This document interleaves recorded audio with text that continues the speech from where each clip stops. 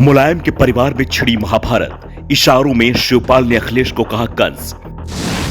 अखिलेश यादव ने खुद को बताया पांडव, विरोधियों को कौरव। चाचा भतीजे के बीच फिर तेज हुई तकरार। मुलायम सिंह के परिवार को इस समय महाभारत के किस्से याद आ रहे हैं और वो इन्हें जनता के साथ साझा भी कर रहे हैं। वैसे जो किस्से सपा प्रमुख अखिलेश यादव और उनके चाचा शिवपाल यादव जनता को सुना रहे हैं, महाभारत की वो घटनाएं इस समय उनके परिवार में ही घट रही हैं। अखिलेश मध्य प्रदेश से ग्वालियर पहुंचे हुए थे।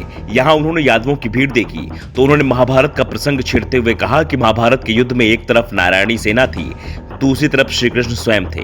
दुर्योधन ने सेना मांग ली लेकिन पांडवों की विजय हुई क्योंकि वहां भगवान श्री कृष्ण खड़े थे।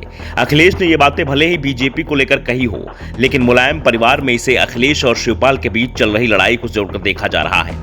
अखिलेश यादव और शिवपाल यादव दोनों ही मुलायम सिंह को अपना नेता मानते हैं और अखिलेश ने इशारों में बता दिया कि सपा के कृष्ण यानी मुलायम सिंह यादव आज उनके साथ हैं, जबकि शिवपाल के साथ उनके कुछ समर्थक ही हैं।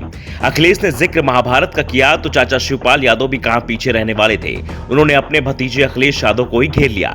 शिवपाल ने यदुवंशियों को एक पत्र लिखा है जिसमें उन्होंने कहा कि समाज में जब भी कोई कंस अपने पूज्य पिता को छल बल से अपमानित करके पद से हटाकर अनधिकृत आधिपत्य स्थापित करता है तो धर्म की रक्षा के लिए मां यशोदा के लाल ग्वालों के सखा योगेश्वर श्री कृष्ण अवतार लेते हैं। शिवपाल ने नाम नहीं लिया लेकिन ये जरूर संकेत दे दिया कि अखिलेश यादव ने 5 साल पहले किस तरीके से हजारों लोगों की भीड़ के सामने मुलायम सिंह यादव से अध्यक्ष पद छीन लिया था। मुलायम को सपा प्रमुख पद से हटा दिया गया था।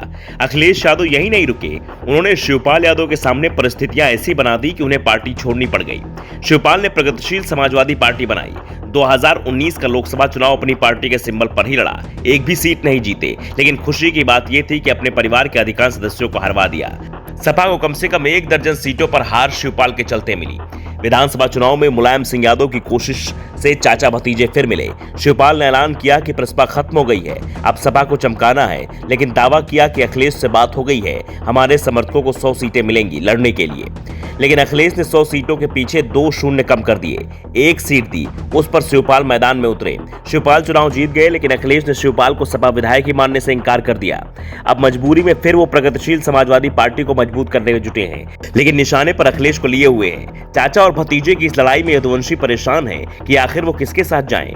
दोनों के बीच जो महाभारत छिड़ी हुई है उसमें कृष्ण किसके साथ हैं, छल किसने किया है, कौन कंस है कौन कौरव। चाचा भतीजे की लड़ाई के चलते पार्टी को ही नुकसान हो रहा है, जिसका पहला सबूत आजमगढ़ और रामपुर में हुए लोकसभा उपचुनाव में दिखाई भी दे चुका है, जहां सपा को अपने सबसे मजबूत गढ़ में हार का सामना करना पड़ा।